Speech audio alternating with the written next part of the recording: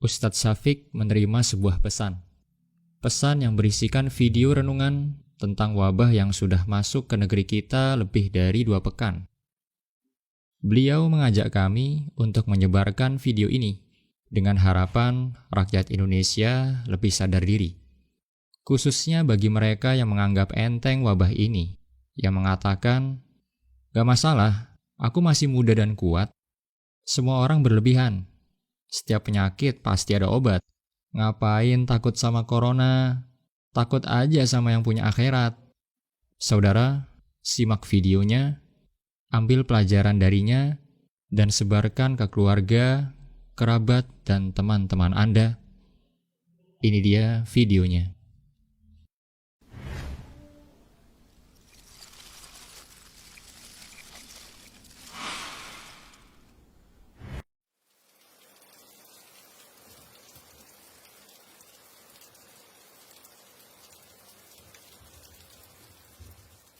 Saya sempat tidak terlalu perhatian dengan masalah virus corona, kecuali yang berkaitan dengan masalah agama, khususnya tentang hadis seputar obatnya, doa dan zikir penangkalnya, serta beberapa tips duniawi untuk mencegahnya.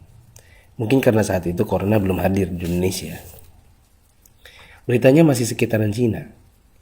Isinya tentang perjuangan pemerintah dan tenaga medis melawan corona di sana. Itu tergambar dari foto wajah tenaga medis yang memerah bekas masker dan kacamata. Saya hanya sebatas mengerti betapa beratnya tugas mereka. Saya sempat jengkel saat melihat video warga Iran yang menjilati pagar kuburan dan membaca tulisan tentang rakyat Italia yang dinilai sangat meremehkan. Tapi itu pun hanya sambil lalu karena positif pertama di Indonesia pun belum kedengaran. Tanggal 2 Maret 2020 yang ditakutkan pun terjadi. Pasien corona pertama di Indonesia diumumkan oleh Presiden Jokowi. Inilah takdir Allah yang harus sabar dihadapi. Pandemi corona telah memasuki negeri ini. Jumlah pasiennya bertambah hari demi hari. Gambar-gambar mirip dengan yang di Cina bermunculan di grup sana sini. Ada bekas alat pelindung diri tergurat di pipi. Tenaga medis bicara dengan kertasnya. "Kami kerja untuk kalian, mohon kalian tetap di rumah untuk kami." Ada juga yang bunyinya, "Haus, ingin minum, tapi gak berani." Seorang dokter yang sudah sepuh dalam balutan baju perang seolah berkata, "Jikapun ajal datang, tidak mengapa. Karena raga yang sudah tua ini memang harus ikut berjuang, tidak hanya bisa berdiam diri." Ikatan Dokter Indonesia menyampaikan bela sungkawa karena 7 orang dokter di garda depan meninggal. 5 dari mereka wafat karena tertular virus ini.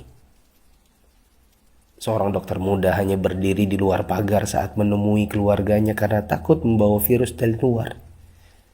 Meskipun foto ini aslinya dari Malaysia. Ternyata APD medis harganya sangat mahal. Dan sekali pakai saja. Saking krusialnya, para ulama dan ustadz-ustadz yang mumpuni ilmunya sampai mengeluarkan fatwa. Bolehnya tim medis sholat tanpa wudhu, tanpa tayamum. Lantaran pelindung dirinya tidak boleh sembarang dibuka. Tak hanya itu, ada juga fatwa sahnya sholat meskipun ada najis. Karena baju medis ini bukan baju biasa. Sekali dipakai untuk satu shift jaga, berjam-jam tanpa makan, minum, bahkan buang air dengannya menggunakan pampers orang dewasa. Bayangkan lagi jika dokter dan perawat wanitanya adalah ibu atau saudari kita yang sedang mengalami datang bulan. Dan lagi deras-derasnya. Atau dia istri kita yang harus berjuang di rumah sakit, sementara punya bayi yang juga harus disusui tapi tak bisa. Ada pun yang wafat, mayatnya tidak bisa dimandikan, bahkan tidak ditayamumkan seperti biasa, hanya disolatkan dan dikubur bersama plastik membungkusnya. Melihat dan membaca berkali-kali, saya pun akhirnya bisa memahami dengan hati. COVID-19 ini bukan sakit biasa, dan tugas tenaga medis sangat berat terasa. Kalau bukan karena tidak ingin ditanya keluarga ada apa, saya banyak mengalirkan air mata. Untuk pasien positif corona dan keluarganya, sabar ya. Insya Allah sembuh tidak lama. Jika bersabar, kita dapat pahala. Di rumah dulu sampai negatif. Kasihan jika virus ini menular ke orang lain. Apalagi kepada yang punya penyakit penyerta dan lanjut usia. Untuk yang harus keluar dan tidak ada pilihan kedua, semoga Allah memberikan saya dan teman-teman keselamatan dan rezeki untuk keluarga. Jaga kesehatan ya. Usahakan jaga jarak dengan orang di sekitar kita. Kita tidak tahu siapa yang tertular, siapa yang sehat. Karena yang positif corona pun bisa jadi tidak merasa karena tidak ada gejala. Untuk yang masih abai dari solidaritas bersama, saya ingin mengetuk pintu hati dan meminta waktu teman-teman sebentar saja. Yuk kita berpikir bersama.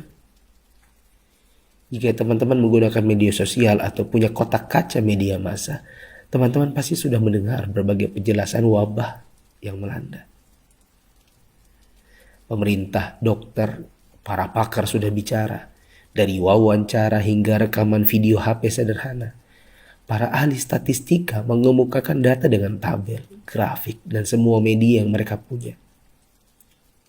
Teman-teman pun tinggal ketik halo di WA COVID-19 dan bertanya dengan input 1 huruf saja. Jika data itu jelimet untuk dibaca, mungkin teman-teman bisa nonton versi kartunnya. Semua tenaga sudah dikerahkan oleh berbagai kalangan untuk membuka mata hati kita. Jika tidak ada waktu untuk membaca, meme korek api pun sudah tersebar di mana-mana. Sampai-sampai ada yang berpikir, mungkin kalau simulasi penularan virus corona ini pakai video game, barulah anak muda yang meremehkan corona akan mengerti dan percaya. Mereka pun membuatkan potongan video gamenya. Artinya, jika usaha seperti ini masih belum menyadarkan kita, entah dengan cara apa lagi. Apakah tongkrongan kita butuh ditembaki dengan gas air mata baru kita mau meninggalkannya? Pemerintah tidak minta uang dari kita. Mereka hanya ingin kita mengikuti arahan mereka. Untuk yang menimbun dan menipu, semoga Allah memberikan teman-teman hidayah dan memaafkan dosa-dosa kita semua. Dan menimbun barang yang dibutuhkan masyarakat saat masa sulit itu termasuk dosa. Rasulullah SAW bersabda, la yahtakiru illa khati. Tidaklah menimbun barang kecuali orang yang berdosa. Terlebih lagi bila menipu dan berdusta. Kami hampir tertipu dengan penawaran masker murah yang tadinya kami akan bagikan gratis kepada orang-orang yang membutuhkannya. Di mana hati kita? Apa kita bisa tertawa saat orang lain menderita? Teman, turunkanlah harganya ke harga normal jika engkau tidak bersedia menggratiskannya. Seperti pahlawan jalanan yang membagikannya. Untuk yang kaya. Kaya yang sesungguhnya itu adalah jika harta itu bermanfaat bagi orang di sekitar kita. Bukan hanya untuk pribadi semata. Yakinlah kekayaan, saldo ATM, rumah miliaran, outfit jutaan, mobil mewah memang membuat kita besar di mata manusia, tapi tidak ada artinya di sisi Allah yang Maha Kaya jika tidak menghasilkan amal dan pahala. Saya mau sumbang jam tangan dan beberapa barang lainnya yang mungkin tidak seberapa jika dibandingkan dengan teman-teman menyumbangkan harta nantinya. Terserah untuk pos dana apa, mungkin masker, mungkin APD tim medis, hand sanitizer, sabun cuci tangan dan sebagainya. Kita harus cintai harta kita ini dan bawa dia ke akhirat. Jangan sisakan untuk dunia. Untuk Bapak Presiden, BNPB, para gubernur, wali kota, dokter, perawat, ustadz, influencers, dan fundraisers, thanks for all you've done. Terima kasih. Jazakumullahu khairan. Semoga Allah balas teman-teman dengan tambahan iman, hidayah, dan pahala. hingga kita semua bisa dikumpulkan Sang Pencipta di dalam surganya. Jika menurut teman-teman ada orang di luar sana yang belum tergerak hatinya untuk punya empati kemanusiaan dalam wabah corona ini, coba kirim ke mereka. Siapa tahu setelah ini mereka bangkit mengerjakan amal kebajikan dan kita ikut dapat pahalanya.